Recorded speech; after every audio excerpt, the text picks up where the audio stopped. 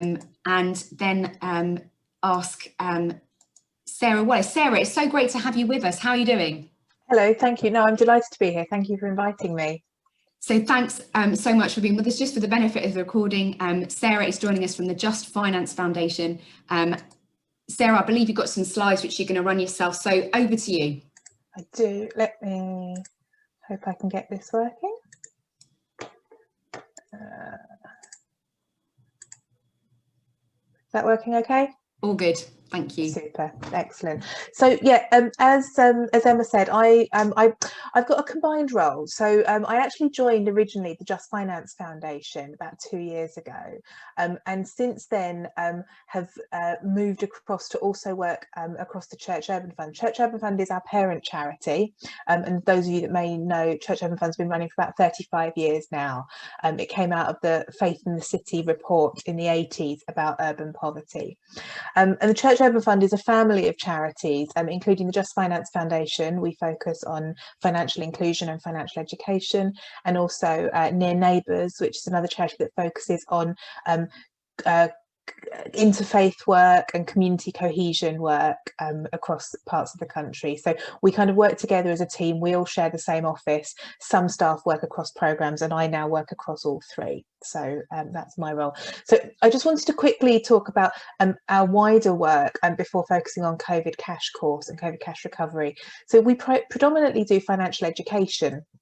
Our Lifesavers programme is financial education in primary schools along with savings clubs, and we were just about to kick off an expansion of that when the pandemic hit last year. And so I had 3 staff who I'd just recruited. They started literally at the beginning of March, just recruited to start working with schools, and all the schools shut.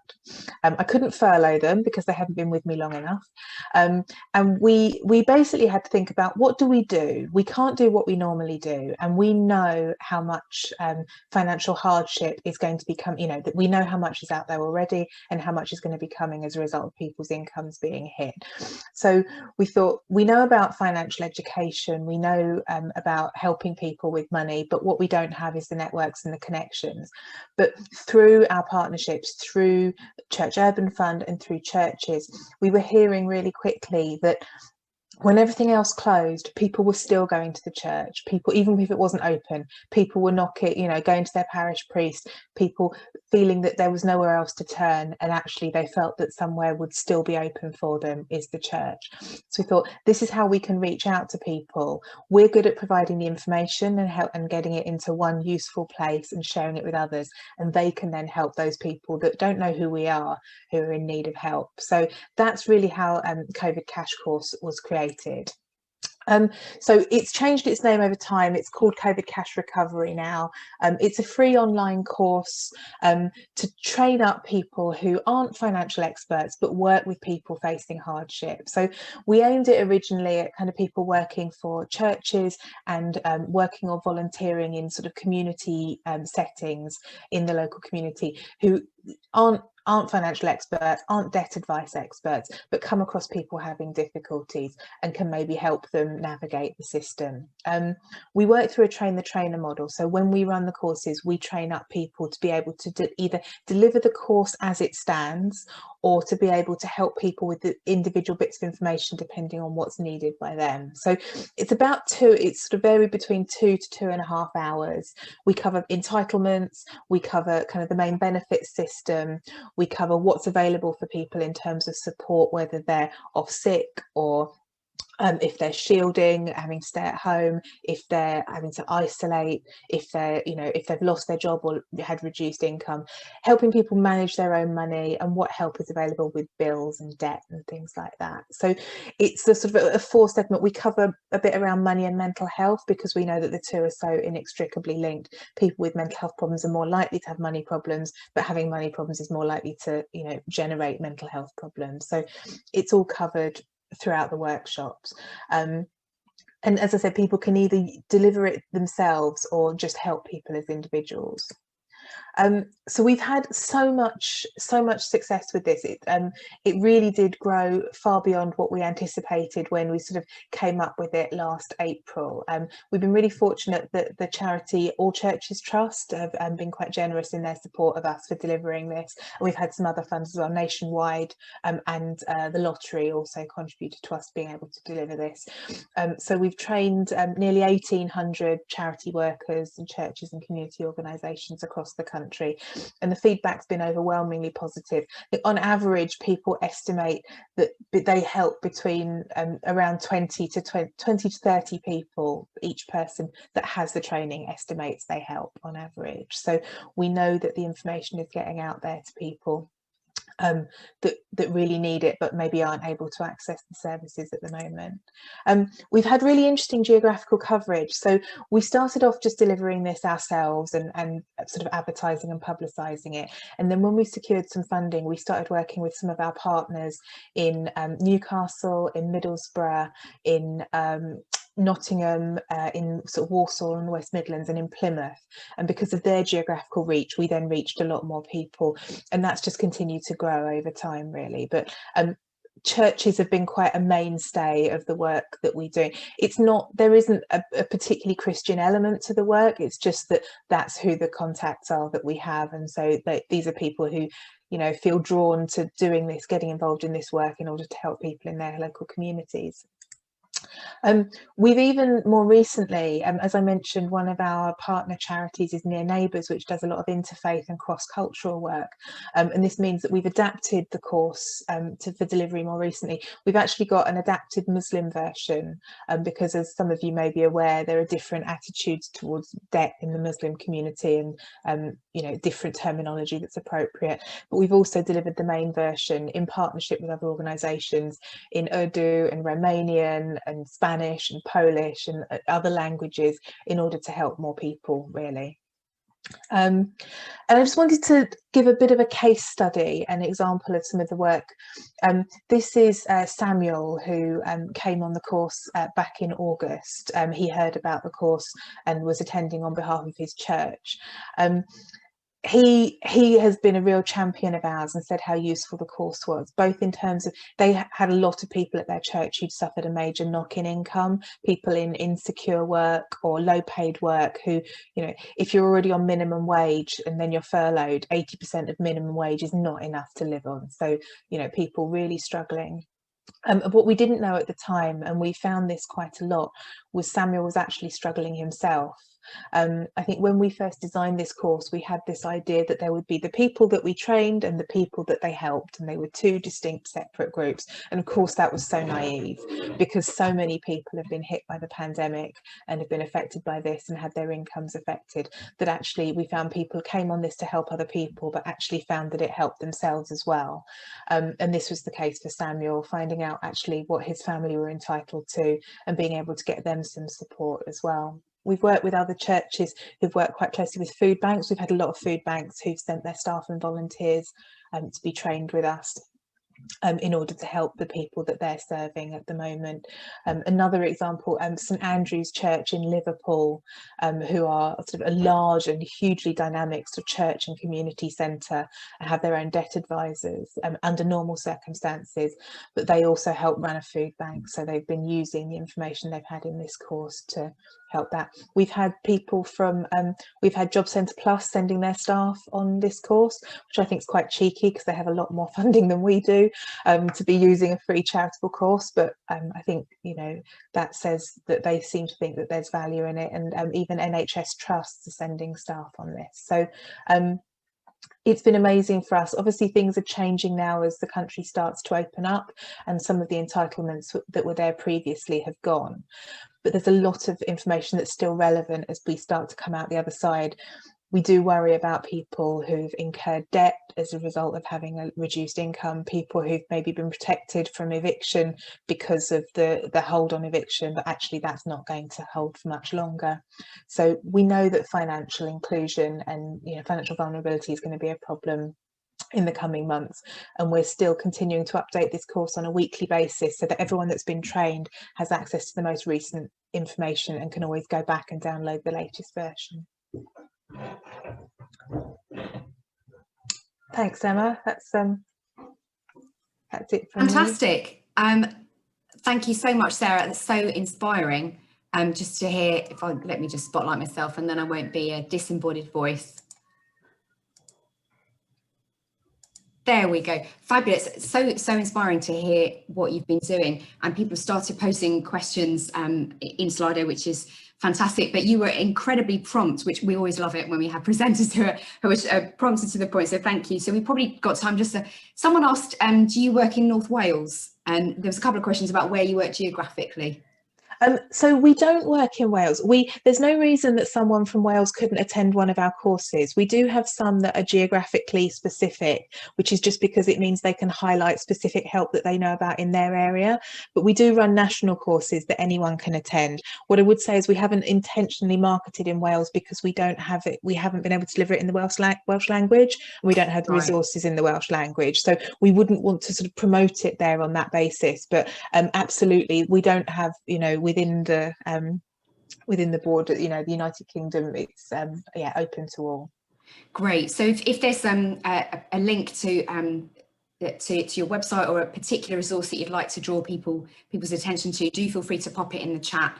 I will be sending an email out after the webinar with kind of links and things, but I'm sure people will be straight away. People are wanting to know, are you working in their area? So people... Absolutely. I'll put the links up. People can either sign up for one of our courses, or if they just wanted to access the resources to have a look, you can request a password, and then we do that just so that we can keep a track of, the amount of downloads and how many people are using our resources. But it's all free and available. So.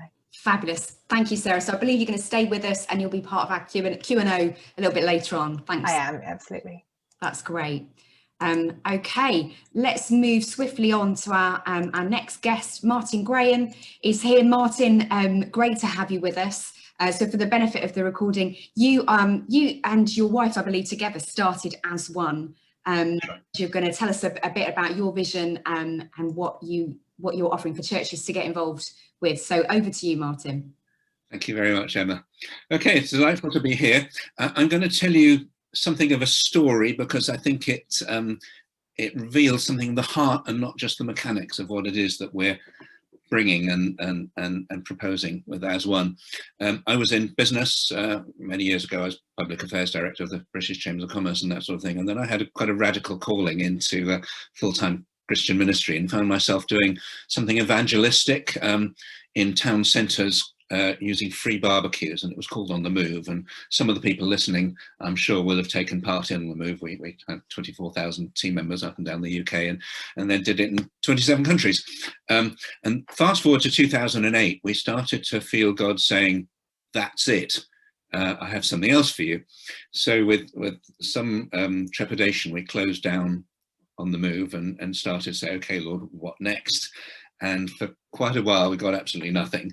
And then towards the end of 2008, we started to get some fresh vision, 2009 actually. And it was to do with the nation, and particularly community was our key.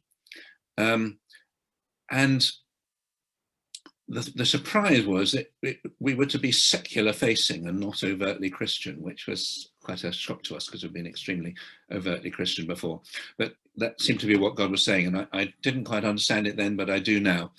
And the first thing we did was I took a day away and said, okay, Lord, community. And so what are we supposed to do with that?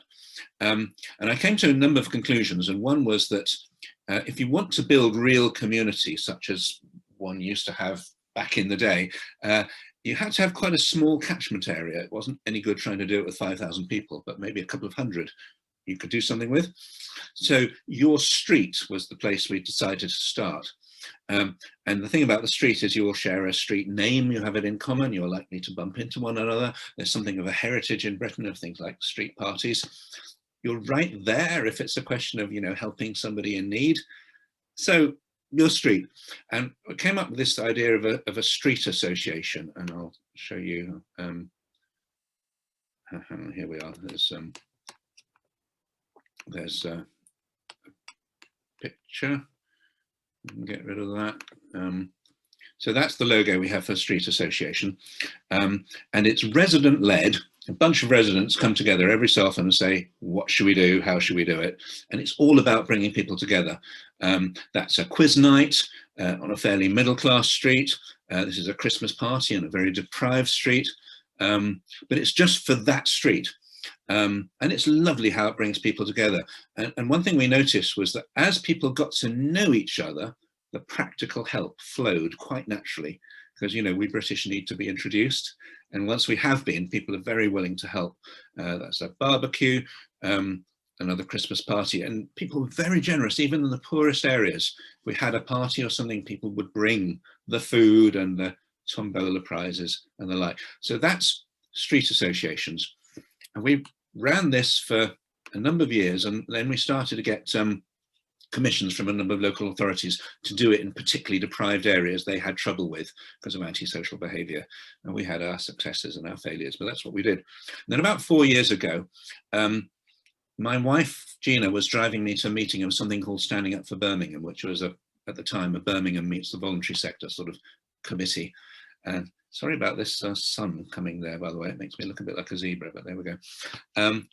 I said to Gina, darling, it's a bit embarrassing really, because I've been to 4 of these and I've never really said anything because I just didn't feel I had anything significant to say. So she says, well, Lord, in the name of Jesus, I pray you give Martin something significant to say. Amen. And fast forward about an hour, they started talking about austerity, which 4 years ago was kind of the thing. And what I found myself saying was, I think we need to understand austerity in a longer term context, because we had before austerity several decades of an advancing tide of the public sector doing more and more for people, and at the same time a receding tide of people doing things with and for each other. Then with enforced austerity, you get a receding tide of the public sector, leaving a great big gap. And the only positive solution is to reinvigorate that part of society that's people doing things with and for each other. But there's an enemy, and it's called we keep ourselves to ourselves. And that's what we've got to crack. Because if people walking down their own street are more inclined to do this than smile or, you know, have eye contact or say hello, nothing will flow downstream of that. Nothing can happen if you're not even going to say hello. So anyway, the committee got excited about that, and that was the origin of Birmingham's Permission to Smile campaign. And sometimes I think we as the church miss how big something could be that God puts on our heart. But although it was just my wife and I kind of fronting Permission to Smile, it grew huge. We had 158 Birmingham organisations actively taking part. 50 schools, for example, put up these banners that said, Permission to Smile, greet someone today, where the parents wait. And it really changed the atmosphere of the school gate. We had businesses and we had GP surgeries, and we had, you know, the council was amazing. So the banners went up in parks and libraries and well-being centres and so on. So 900 of these 2-metre banners filled Birmingham. And people were saying, you know, you just can't miss it. They're absolutely everywhere. So it was very high profile. And 3 years on, many of them are still up. It's quite extraordinary. People like them. And after about a year, which takes us to a year and a half ago, we started to feel the campaign's great, it's happening in an impact, but there's something a bit nebulous about it. And we need something to kind of key into where people are and live to act as a catalyst. And we also, 10 years on, felt God calling us back to the church. So we resolved with our own church, which is on a rough estate in South Birmingham, to put on a Permission to Smile tea party. And the letter was from the pastor, which basically said, you've seen the banners, we thought we'd see what we could do to boost friendliness right here. But crucially, the letterhead said Permission to Smile. It had the logo that was very well recognised. You know, they'd seen it at the school and the GP surgery. So, you know, very often if something comes through the door from the local church, for a lot of people, the shutters go down. Whereas when they saw the Permission to Smile logo, the theory was they were going to give it a second look. And on the day of the tea party, we put out about 1,000 of these with a response device. We'd had precisely 2 replies. So I was really very low, and my wife took me to a Christian meeting that morning to kind of cheer me up. And it was really rather remarkable, because a lady called Sharon Stone, some of you might know, was leading the meeting, 300 people there. And she picked me out from the crowd, called me forward, And she said, I've got this recorded, I don't know this man, I don't know what he does, but God is saying to you, I'm merging 3 aspects of your anointings and calls. I'm merging a business anointing, I'm merging an evangelistic thrust, and I'm merging love released into the atmosphere that woos people into a sense of wholeness. It's quite extraordinary. She just described my career. And I'm merging these 3 things into a new strength, which will be like a net that has the capacity to catch lives. And then today, she said, not tomorrow, not next week, today, you're touching something which is approved of heaven and contracted upon. And that was 3 hours before the first tea party. And the contracted bit was very significant because 9 years before, we'd had another prophetic word from a stranger saying, it's as if somebody's asking you to sign a contract and God's saying, not yet, because it's still under negotiation. You have one aspect of a vision, but there are other aspects to come. And looking back, I'd say, the first thing was getting to know community, trying street associations in different contexts. The next thing was the big campaign, the partnership, the messaging, the branding, and then the church as a catalyst. So the tea party happened, and this is what it looked like. Let's play this. This was the first one. Loads of people came. This was another one. We've done 6 of these. They've all been well attended. This, I think, very significantly was done by a small elderly congregation, a URC church with perhaps 25 elderly people. But what church doesn't have, tea urns and cake bakers and tables and chairs? So, kind of anyone can do this. And I don't know if you can read, but there are table signs, and the nearest one says St. Denis Road. So people would come to the door from about 10 streets invited, and we say, lovely to see you. Now, what street do you live on? And if they said Witherford Way, we'd say, let me show you to the Witherford Way table. So they would sit with other people from their own street, get to know them, convivial atmosphere, passing the cake and so on. And then from the front, we could tell them how on each table, they could be the nucleus for starting a street association on their street. And people love the idea, and every table here resolved to do that. And this is on Witherford Way. About 5 people wrote to the rest of their street and said, come and see. And this was in somebody's home, and they then started the street association, and it was lovely. So we really felt we'd hit on something, almost on an industrial scale to make this happen. I want to stop share, but if I stop share, I can't use, my cursor's not moving. Don't worry, Martin, I think I can stop it for you. There we go. Okay. So anyway, we felt we'd hit on an industrial way of doing this, and particularly with the church as the catalyst, there were 2 really significant things that came into play.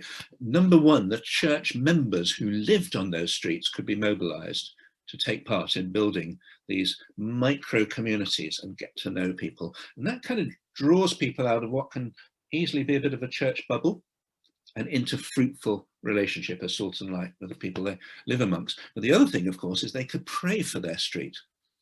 And, if you pray intensively and regularly, and you're engaging with people, organizing the Christmas party together, that really helps the prayer keep going. And so, this was really working, and we resolved about a year ago, we're going to try and take this to other towns and cities. And then COVID hit, and the first reaction was, oh no, we can't do any of this. And then we had the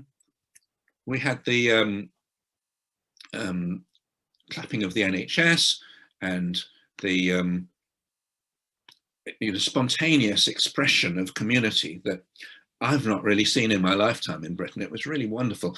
And what came to us was actually God was creating the conditions in which something could be not created, but harnessed.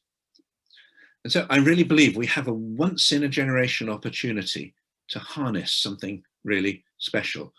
So we rebranded ourselves about 9 months ago, and we're now as one. So I'm going to share screen again, and here is the banner that is in about 2 weeks going to go up around Dudley.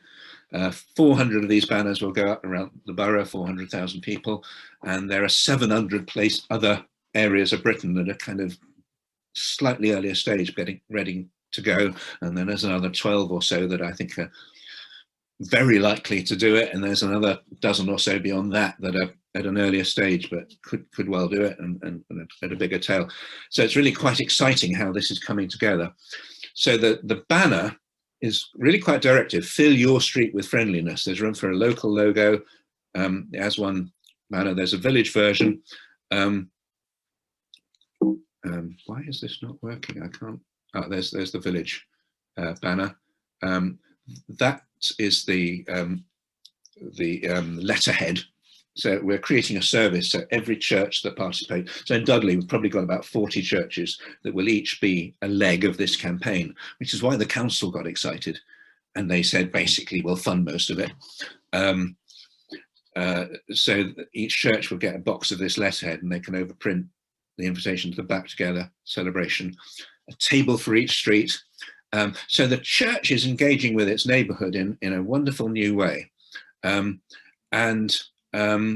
A week before that, I think this could happen perhaps in July, perhaps in September, who knows, but a week before that, using the As One brand, and this is really important, the brand draws people that wouldn't normally come to a church function, but because they've seen it everywhere, they understand that the church is acting on behalf of a wide partnership and they feel it's safe.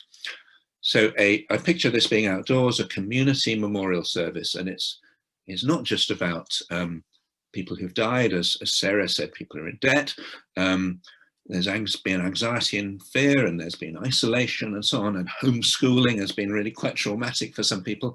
So a time for the church to sensitively minister to its near neighborhood coming together, and we're going to be sending out kind of ideas for how to run that. So that is it. That is As One. And I can stop share. And where we are at the moment is, it's lovely. Churches Together in England put this out at the beginning of November. The Church of England has put things out, Methodist Church, Baptist Church, and so on. And groups of churches are coming together in lots of places, but there are more places where it isn't happening than where it is. And it'd be wonderful to think that some of the people listening here could be just the beginning of a catalyst for, kind of talking to their mates, perhaps their church leader or other church leaders or whatever, and say, could we do this? And we're here to help and to build a consortium and help make it happen. And councils are almost guaranteed to be really keen to partner with you. That's so fascinating. Thank you so much for sharing that story, Martin. And so it sounds as if you've got a lot of branding in place so churches can download those letterheads and so on from you, and it looked like you were offering a web address as well. Did I understand that right? Yeah, there's a website, and that there would be a local landing page. So right. Christchurch and Poole looks like doing this BCP. So it would be as1/BCP, and then they land on a page that's all about Bournemouth, etc., etc. And that's how it goes forward. The letterhead won't be downloaded. We'll actually send you a box of 1,250 of these, and all the banners, and each team member gets one pager about how to pray for your street, and another page about how to be a host at the tea party, and another page about starting the street association. Everyone who comes can take that to their street. So there's lots provided: window stickers, posters, you name it. Great. Well, thank you so much. And again, you're all keeping to time tonight, which is amazing. It makes it a joy to run the webinar. I've just popped Martin's details in the chat. He gave me permission. I'm not handing out his phone number incorrectly. So there's the web address there. There's Martin's name and email address and phone number. So do get in touch with Martin if you'd like to hear more about As One and how you can help your community to start its own street associations. We are going to move on now to our final guest.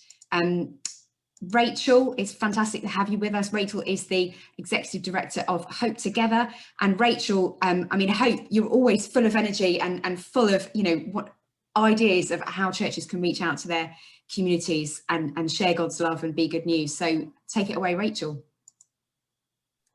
Great, I'll unmute. I'm just trying to get my light right here, but I think you can. Looking might be overlit. Fabulous, lovely to be with you all this evening. Thank you for having me with you. I'm going to do a little screen share with some slides. just to give you some ideas of different things that are coming up that Hope are thinking about as secular as we come out of lockdown. So I'm going to just leave that. So Hope Together, I'm loving my new role in leading Hope Together. It's so much fun. And we just have loved seeing all the community interaction that's happened both during lockdown. It's been amazing to see the creativity in the church. And it's been utterly fascinating to see how the church has in so many ways stepped up to the plate. We've stepped up to the challenge. Just how many times the church has fed people. It has been a centre, how Christians have formed WhatsApp groups, how we've discovered and been the bedrock of community. And as we go forward, as lockdown eases, we get that chance to go back into the community. It's amazing how many opportunities that we have got. So just want to mention a few things. One of them has been what we've been doing with something called Hope Spaces. Hope Spaces was a cracking idea pre-lockdown. How many of these have we all had? This is actually a cathedral one, but you don't need a cathedral. In fact, you're just as good if you have got a small space. A gazebo on a village green works really well. Or you can, the black picture here is from a Birmingham inner city. The big one is from a cathedral. So this is an idea that can go small or large. You can scale it to the size of your space. It can scale to the size, it can go into a church building if you've got a church building that's in a really good location with great footfall, or you can put it excellently in a shop. So there's nothing like Hope on the high street at the moment. Our high streets, I don't know about your high street, but it might be looking a little bit closed in places. Our shops have been hard hit. And we've discovered there's an amazing one we know of in Bedford, where the Bedford Christians, they have got themselves a shop on the high street with really great big picture windows. And when it's allowed to be open, people come in to, it's a prayer experience. And so you're actually inviting people in to experience prayer. It's just a great place of putting, if you like, Christians in the heart of the community. Not only are you hosting prayer, you're hosting hope and you're hosting help. Anything that you or any other church is doing, so say you're running a course on debt advice, say you're running a course on bereavement, say another church down the road, you know that's where the best food bank is running. All of those things could be signposted from a shop that you've all, if you like, come together to run on the high street. So we've got this great one in Bedford where Steve and Pip are the people who've set that up, and they've got this lovely big shop front. When it was locked down, they just put big displays in their windows. Over Easter, they put this amazing Easter journey experience in their window. The first day they opened their Hope Space shop in Bedford, a young woman walked in off the street really looking for some hope. The word hope has a real resonance at the moment with people right across the country.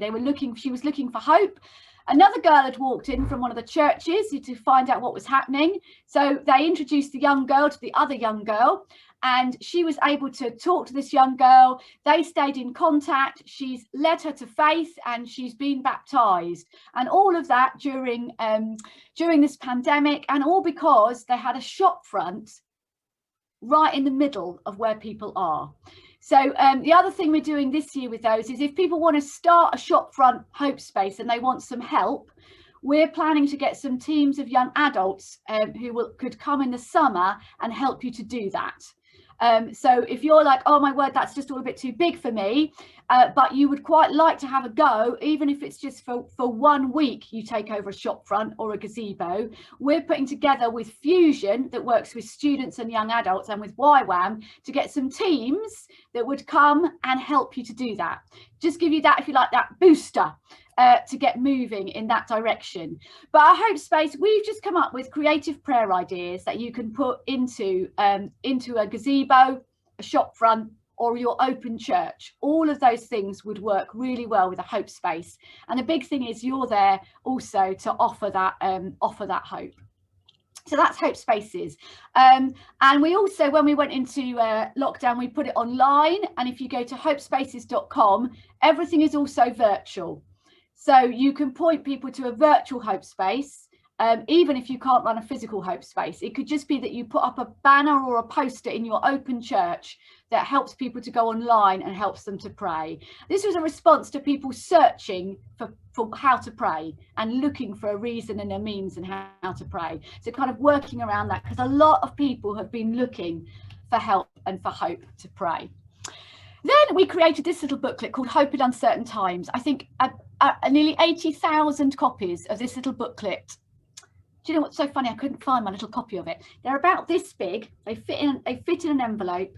Hope in Uncertain Times. We discovered there has been a real hunger for people actually finding out, particularly what Christians think about hope. And actually, there have been a lot of people in our communities who've wanted to talk about life after death. A lot of non-Christians want answers, and they are fascinated and want to know what the church's hope is that we have to offer. And so this little booklet takes people through some info on the pandemic and some info on why we have got hope. And we've so far 80,000 of those gone out. One amazing woman, after her husband died, as a memorial to him, she bought thousands of these to be delivered right through the doors of her neighbourhood, and she included a little note in it that explained about her husband's hope, her hope for her husband who had died, and then offering this hope to the people in her community. And it went through just loads and loads of doors in her community with that little personal story, which I think was a beautiful way actually of taking this to people. Another thing we've done, we've seen in the pandemic a real hunger for people to find out about just about actually the Bible. There's just been a lot more questions about faith, and I think it's when people face big issues that they actually come looking for faith answers. And we as the church have got such a great answer and story to tell. So people have put Bibles in boxes just outside their house, and they've been picked up and taken away. We had a great story. This is one of these, look, it's illustrated all the way throughout. It's been done in response to research on what people actually would pick up and read if they wanted to pick up and read a Bible, so that it looks like a contemporary book. One church, they just ordered these and they put them in the porch. That's what they could manage. That was their thing. They put a pile of these in the porch. One guy picked it up. He read it cover to cover. He came back to the church with lots of questions about this man called Jesus, who seemed to do so many good things, but then was killed so cruelly. And he came back to church to ask questions and find out more. And so they were able to engage with their community simply through leaving a pile of books in the porch. I feel like that's something we could all manage, is a pile of books in the porch. And so just is such an easy ask and such an easy in with that Bible. And we did pre-lockdown, we were doing research, YWAM teams were doing research on the streets about the Bible and discovering an incredible hunger, particularly amongst younger generations who've never read it, to have a copy, to read it for themselves and to make up their own view on it. And many of them wanting a copy and actually wanting to read it with someone. Crazy research. In fact, that's where we got what design they wanted and what look and feel they wanted. But actually a really exciting hunger around that was coming up. And during the pandemic, that hunger has grown. It's not dissipated. Actually, people want faith answers and help with faith. I don't know how many of you are familiar with our Hope for All magazine. This is a really easy 10p a copy magazine. This has got, you'll see in here the middle of the wellbeing journey, which I'll go on to next. As a result of the pandemic, we with a church called Kingsgate, in response to that, created something called the Wellbeing Journey. This is a course or a series that you can run in your community on wellbeing.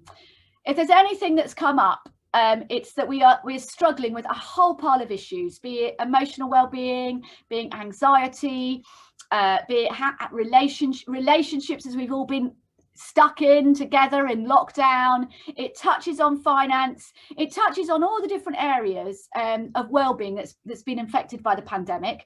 And then it has further resources. So things like what Sarah's talked about would be a further resource. So you might in your group find that oh my word, you get to financial well-being, it's just 1 week session and you're like, oh my word, so and so needs more help. You'd point them on to something else.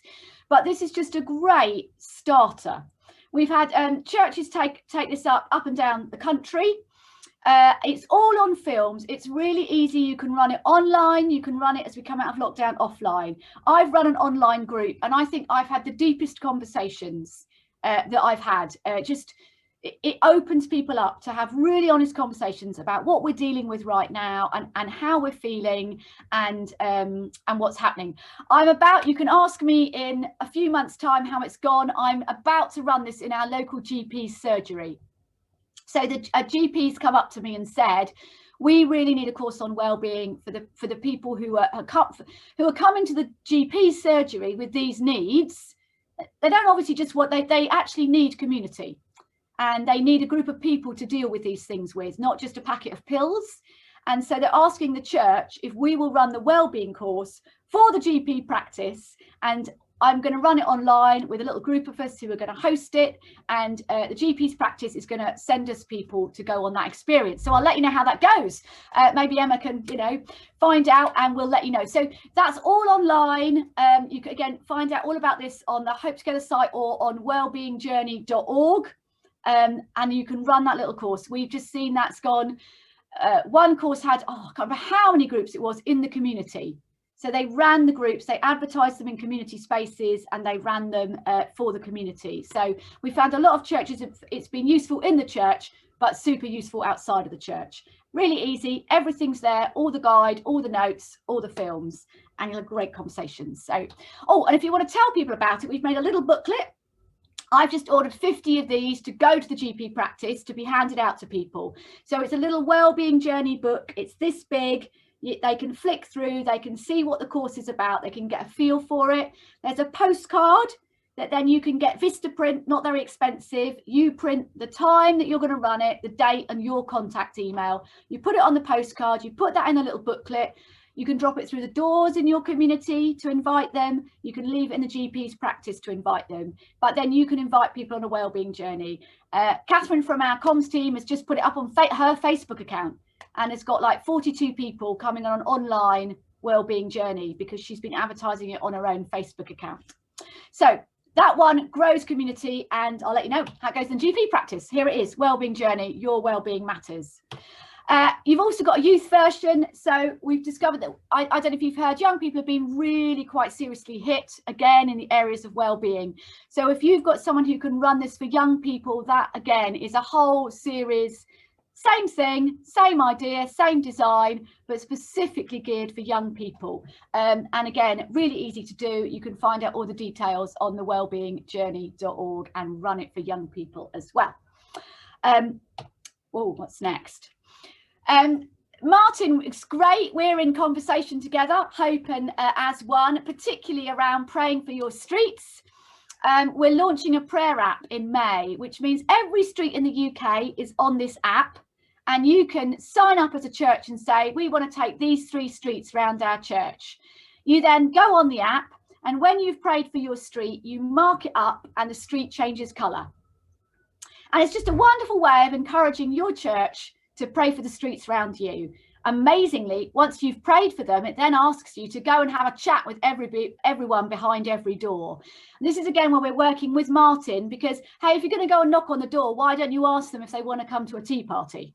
And so that works really well. There's a real synergy between what Martin's doing as one and this prayer app, and then you knock on the door and you can go home to home, find out what the needs are in your community, ask them how as a church you could serve them. But you start with prayer, and it's called Oikos, and that will be launching really soon. And every street in the UK is on that app.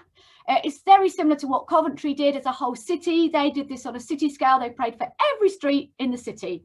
And it means we can pray together for the whole UK. Got to be good.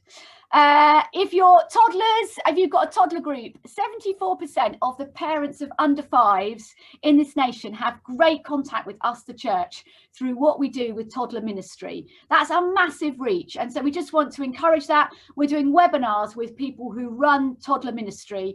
And if you want to find out more, again, look at Talking Toddlers. We did some research on this. That's a little picture from the report that will really encourage you in that ministry. And we've got this growing network of people who do toddler ministry, because that is an incredible place for growing community amongst young parents and their toddlers. So do have a look at that. If you're looking at how to get more of your people to share faith, the Talking Jesus course is still out there, and it's online and it's free. So you could, this is church facing, to help your church be able to share their faith when they're sitting at the tea party. So if they go to a tea party, or they're running a course, or the wellbeing course, if you want them to get skilled up in how to share their faith, the Talking Jesus course is free, downloadable and online. If you go to talkingjesus.org, all the sessions are there and ready for you to run with your church. And if you want to find out stories of where these things are happening, we do this little thing called Talking Hope. It's a little kind of talk show. And every week we're interviewing church leaders, people who are doing things, and finding out more about what all of this is like on the ground. So from Talking Toddlers, we had the amazing Tim Yao. He's in Norwich. He looked at that research. He realised how important toddlers was. He wasn't really into toddler ministry beforehand. But he ended up running his toddler group in the community and taking it online during the pandemic. And he's grown his toddler ministry from 20 toddlers and parents to 90 toddlers and parents during lockdown, simply through realizing the importance of it and telling stories and doing song, story and craft with the toddlers. So if you want to find out more stories from Hope of people who are practicing and what they're doing, do check out Talking Hope, because you get new stories every other week. We put new interviews and new stories up of everything that we're doing. Emma, I'm going to stop sharing and see if we've got any questions. Fantastic. Thank you so much, Rachel. That was so many ideas there, which is amazing. And I've popped the links to hopetogether.org.uk and wellbeingjourney.org in the chat. So I'm assuming that all of the things that you've mentioned will be in one of those two places. What we're going to do now, we will be having some questions a little bit later on. But what I'm going to invite people to do now is to take 5 minutes and allow all that you've heard to kind of sink in. And there've been some fabulous ideas that we've heard tonight from Martin, from Rachel and from Sarah. And we've got some questions for you to reflect on. So in a moment, I'm going to be quiet and just give everyone 5 minutes. I'm going to time it, because we have a habit of not letting silence last that long, don't we, Eunice? Because you and I like talking, don't we? We do. We love talking. But silence, I believe silence is important. I want to grow. So I'm going to actually time 5 minutes on my phone. So the 3 questions that I've got in the chat: what have I heard that draws me or gives me life? What do I want to find out more about? And what further questions do I have? So take 5 minutes, and then I will be explaining how the breakouts are going to work. So 5 minutes just to pause and reflect. So the first question is to Sarah. How does your course link in with the CAP courses?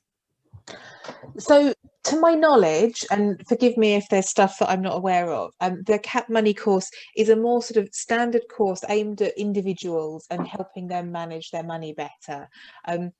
So the way our course is different, I suppose, is it was designed as a specific response to the COVID pandemic and the financial difficulties that came as a result of that.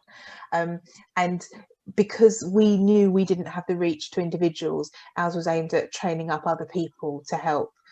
So when people have the training through us, effectively we deliver the information, but we're also training them on how to either deliver it as a course themselves online, or we also have a phone only script, because we recognize that, you know, some people don't have access, you know, either you know, aren't technologically aware, you know, enough to get online, or might not have any internet, so it can be delivered just over the phone as well, or in sections. So it was very much a sort of a response to the current situation, so it focuses on the most up-to-date information. There are elements around budgeting and managing your money better, but it's focused on getting through the current situation. We work with quite a lot of organisations where they've had CAP advisors, and I mean they do an amazing, in terms of their debt advice, they do an absolutely amazing job. We're not debt advisors and we don't claim to be, and so we make it very clear that we're sharing information and not giving financial advice. And that's really helpful to remember, isn't it? That you're not giving financial advice, you're giving support, because that would get us all into trouble, Sarah, wouldn't it? We're really careful with the information that we cover and how we cover it and talk about it. And we have people who are debt advisors and are financial advisors check what we're saying to make sure we're not straying into that territory. So yeah, we're very careful about that. That's really helpful. Thank you. Emma. Fantastic. So the question to any of our panelists who'd like to comment, really, there's a few people saying, shouldn't we be doing things with our community as opposed to for our community? So I'd love to hear what our panelists think about that. Anyone who'd like to jump in?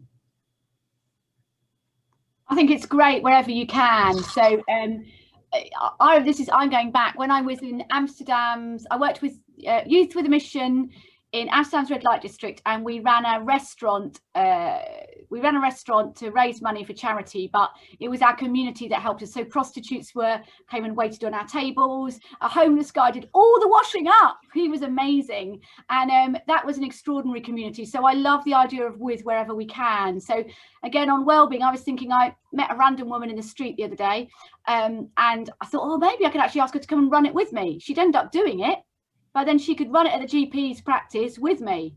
So that would kind of work in a double way. So I think wherever we can, getting people doing with, but often, do you know what, the church is the group that maybe starts the with, if you see what I mean. Yeah, that's very much how it would work with As One. The church is a catalyst, but the street association is run by residents, including the Christians that live on the street. Great. I think, in terms of the work we've done, as I mentioned, we might have started when we started delivering the course, we might have started with a false idea of kind of people who are helping and people who are being helped, and learnt very quickly that there is no dividing line on that, and that things like this have affected a lot of people. So we provide the resources and let those in the community decide how best to share them with their community. Great. Eunice, thank you. Loads of questions coming. It's amazing. The next question is a bit Methodisty, so I'm wondering, Emma, if I should ask the question and answer it as well. The question is linked with not for. How could the wider Methodist Church help support struggling churches in crucial geographical locations to release for mission? That's a great question, thank you. My colleague Matt Finch and I are looking at how we can respond to that. I'm looking at how Church at the Margins can really help people to engage and how we can help local struggling communities. We've had lots of conversations with the chairs of district. So friends, I think the answer is watch this space, we're hopeful, and have a look at all the things that the Evangelism and Growth Team are already doing. Emma's put some great resources together around mission action planning. The Rural Church have got great resources through the Arthur Rank Centre. There's all kinds of resources. I don't think resources are always the saviour. People who are willing to engage and connect with people, that's what we need. We need, and this is what our friends have all said tonight: connect, connect, connect. Emma, back to you. Thanks so much, Eunice. Absolutely, and it's so exciting to be able to have an ecumenical panel with us tonight. So and that brings a joy. But thanks, Eunice, for giving us the Methodist angle on this. So someone's asked about, do we have any examples from village life or the rural setting? Because a lot of the examples they thought have been fairly urban. Love to hear any examples that any of you have. Gazebos. I think gazebos for a hope space. Village Fate works really well. We've seen that. Do you know what? The Mark's book example was, I think, a little village church, just a porch. Porch of a village church. And I think most things can be just, it's the scale. Prayer, that the village streets still need a prayer. The doors could still be knocked. In fact, you probably know who's behind every door. So it actually often makes it easier in a village community. So I think a lot of what we've been talking about can be scaled up or down. And I know with like both hopes and the wellbeing course, maybe you could run it in the local village pub, in the pub back garden. Maybe you might just have to put on an extra layer if this spring carries on this way. Love the thought of that. I mean, Martin, your ministry in particular, do you think it is particular to urban and semi-urban settings? Are you working with rural areas much? We've only tried it in urban areas. I think it could work in a village, but with a lot of kind of local adaptation. So, you know, a lot of villages, for example, don't have streets as such. They have, you know, maybe a main street and lanes, or, you know, they've just got to think it through to make it work for them. But the basic principle of drawing people together to make community, that's going to work anywhere. Eunice, should we have another question? Yeah. The question here is, I think all these post-lockdown ideas are great, but the truth is a lot of folk are exhausted and struggling as it is. That's more of a statement, but was any of our panel, Rachel, with your well-being, Martin, go for it. Yeah, I'd like to answer that. What a senior church leader said to me the other day in response to that, this is exactly why I love As One, because there's going to be a time in a few weeks or a few months where church leaders realize they simply have to respond to the lifting of the pandemic. And when they do, this will be handed to them on the plate, and it's so much easier for them. And also it'll have the following wind of wide publicity to make the events much more successful. So actually it's a gift to people who are exhausted, but we also need to think of the people out there in the community who are exhausted, who are traumatized, who have been isolated and so on. And we, the church, have to be there for them. We found with the wellbeing course, some churches have run it internally first. Because actually we need to look after the people that we've got. So one church has run it with their church leadership first. They said we're going to run it just for our church leadership together to look at what's happening for us, and then we'll think about taking it to the church, and then we'll think about taking it to the community, and that's fine. I ran it with my little midweek group and it was amazing, and now that because they've been through it, they're coming with me on that missional journey to take it to the GP surgery. And to be honest, it's really simple, which is why a busy person like me could run it. The video is there, click, and you can run it on an online group and all the questions are there. So on a Tuesday night, when I suddenly went, oh my word, it's midweek again, all I had to do was stick it into the WhatsApp group and everything was there. So again, copy and paste, but was really profound. So yeah, for busy people, tired people, we actually need to not try to do it all ourselves. It's really good to just take something off the shelf as well.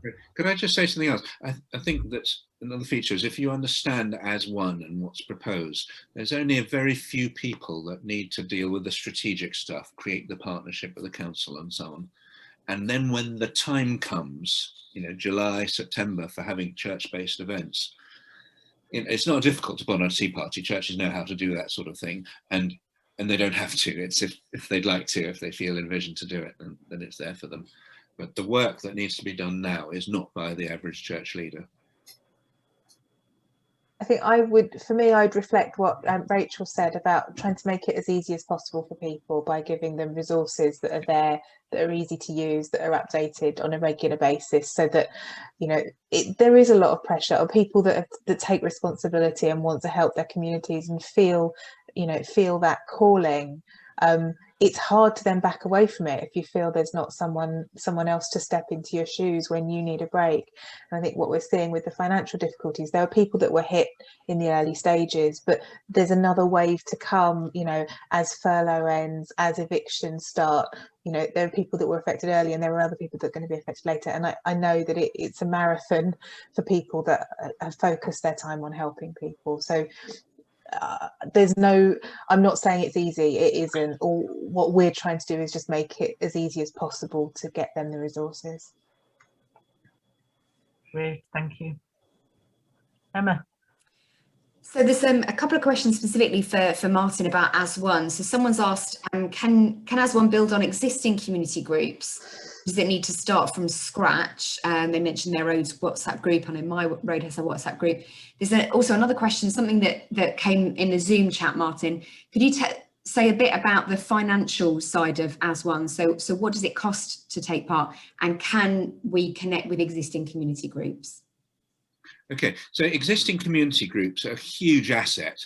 And frankly, it doesn't have to be called a street association, but The Street Association is quite unique in that it's long term rather than about an emergency, which you can use a WhatsApp group, for example, to help to create it. But it also has this very positive agenda: friendship, fun, belonging, a helping hand. And there isn't anything quite like it, but call it what you will, do it as you like. But the main point is to do something, and the church can be the catalyst, and different people and organisation can pitch in. As far as the cost is concerned, remember this is for a big area. This is not a single church initiative. This is for a local authority area, and the local authority is the key partner. But they're going to want to work with a wide network of churches. So where it tends to work is that a few people who kind of feel they can represent other churches go to their council and say, if when the time comes, we could gather a whole lot of churches to be legs for this campaign, and we think we could, would you like to partner with us? And then the council would come in with a whole lot of resource and what have you. The cost of doing this for a council area is somewhere between 15,000 and 35,000, depending on the size of the area. Some councils are 1 million, 1.5 million people, others are just 100,000. But councils are proving to be willing to pay for most or all of it. The churches would pay for the cakes and the biscuits and the tea bags. Martin, you were saying in the break, you and I were chatting about this. You said that actually, although that might sound like a large amount of money to us, to the council, that's very small, given the amount of reach it could have. Yeah. I mean, councils are excited about it, and they're also being given money by government for a kind of post-COVID response. So that's the money they could typically draw on. So we've been through a bit of a palaver with 1 or 2 councils where the communities department says we love it, but we don't have any money. But then we get to speak to the cabinet member for the communities who say, oh, actually we can draw this and we can draw that, and you need to kind of go high enough, and then they see the strategic value of what's being proposed. Thank you. Eunice, I think we've got time for a couple more questions. So your turn next. We don't necessarily have to continue in order. Eunice and I have the power, folks, of choosing the questions, but Eunice is nicer than me, so up to you. No pressure. There is a theme emerging for our panelists of how do you these resources are great, but how do you equip people to speak about Jesus with confidence, and tired ministers who, feel it's too much. I think that's a good question to get to the heart of. Rachel. On equipping, I would say run the Talking Jesus course. It's all online and it's all free. It's very similar. It's I think it's 6 sessions. They're all filmed, questions, get people to practice, and it just helps people to realize why it's so easy to actually share your faith if you have a go, and also why you're the most important person to share your faith with the people that you know, as opposed to some expert somewhere, because some expert isn't going to be trusted and safe. So Talking Jesus course, that's all online, talkingjesus.org. It's all there. You can have it for free. And you just run that again in small groups. You can run it as an online group right now. So that's easy. And we made it free during the pandemic and during lockdown, and it's still free. So it's staying free. So that would be that one. And on tired leaders, I think, maybe just, again, you could look at the wellbeing course to help people inside the church and even the leaders. Just that's where I would start. So actually they think you're looking after them rather than just sending them out. And then if they get excited about it, like my crowd, they'll then come with you on that missional journey, but you look after them first. And I think that's a good thing to do. Anyone else want to comment on that? I mean, on the tiredness point, I think that we've heard this many times, that people have really kind of battled through, but I think spring is in the air, and things are turning, and I think now is a time to start changing gear, and vision is a wonderful thing for giving a bit more pep to people who've been under a cloud. So I hope that with some of the things we're bringing, we can bring some vision, which is in many ways from God, saying step into this and I'll be with you, and God sends His Spirit to inhabit what we then do. Thank you. Sarah, do you want to add anything? Yeah, it's not, I wouldn't call it this my area of expertise, because financial education is really what we do. But I think if people are trying to link, often we find that people really struggle with talking about money. It's something, you know, particularly being British, that we're sort of, you know, we're taught is a taboo and people don't talk about money. And I just thought, I didn't talk about this earlier, but we have, if anyone's interested, we've got a set of cards called Jesus Money. And the idea behind it is, these were created, you know, way before lockdown, when people could actually meet and have a cup of tea together. But the idea is it stimulates conversations. It's I don't know if people have come across Grave Talk, kind of helping people talk about death. It's the same sort of thing, but about money, and it kind of stimulates conversations about money. And some of it is more general, and some of it comes from a faith perspective and what the Bible teaches us about money and how that influences how people behave. One of my favourite questions is, you know, if you believe God will provide, then does it make sense not to save any of your money? And you know, these can generate some fascinating conversations. So I think, you know, in a time when a lot of people are struggling, we still find it really hard to start having those conversations because it feels very personal. So if anyone wanted to, I'll post the link into the chat. But yeah, Jesus Money cards are quite a nice way to help people start talking about money. And friends, Emma and I would want to be really clear. No one's under pressure to do anything. If you're one of the people, this is about how can you be a blessing and what is God's invitation to you. And if God's invitation to you is you're exhausted and you need to rest, then rest. God, there's no prizes for this. This is a marathon, not a sprint. Those of you, I've had a couple of private messages of Eunice, we're exhausted. Friends, if you're exhausted, have permission to have a lie down and a sleep and recover. Rachel's nodding. You know, I'm nodding. Go on. I'm, you know, we're married to a church leader. We've been getting through pandemic, and do you know what people need? We're just so looking forward to a holiday we've got booked. Please book a holiday and switch everything off and go away, and you know, just recover. I mean, we're just tired because just keeping going, and obviously we're now opening the building, and you need a lot more energy because you're seeing everybody again. And I've noticed that just all these people want to meet up. You're like, oh my word, I didn't have to meet up. I love them all, but I didn't have to meet up with all these people because it was lockdown. And of course, now everyone wants to meet up with you. And you're like, oh my word, how am I supposed to fit that in? So yeah, and it comes like a wave, doesn't it? So I totally get it. So we've got a couple of nights away, and then we've booked a holiday just because we know that we need that to recalibrate to then do the next push. So yeah, I get it. Yeah. And we live with our lovely interns. We're all tired, but we've made it. Yes. I think one of the features of coming out of the pandemic will be that many people have kind of lost their social skills, or some of them.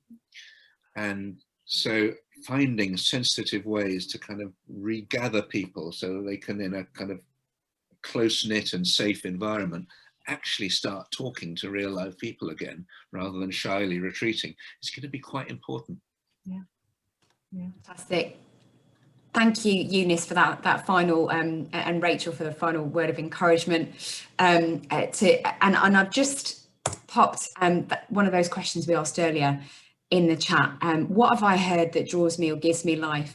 The sort of subheading of this webinar is, what is God asking of us? So you know, absolutely would echo what others have said. Let it sit with you in whatever way you listen to God, hear from God, and ask God to show you what is it God is asking of you now. It's time for us to finish. I'm so grateful to all of you for being with us. Thank you so much to all of our panelists for being here, for giving us loads of fantastic ideas, and contact details, email addresses have all gone in the chat. I will be posting a recording of this session on our Evangelism and Growth web pages, along with a list of all of the links and phone numbers and so on. So that's methodist.org.uk/evangelism webinars. That's the short URL, methodist.org.uk/evangelism webinars. You'll find the recording. But for now, enjoy the rest of your evening. Thanks so much to everyone for joining us. Goodbye. Yes.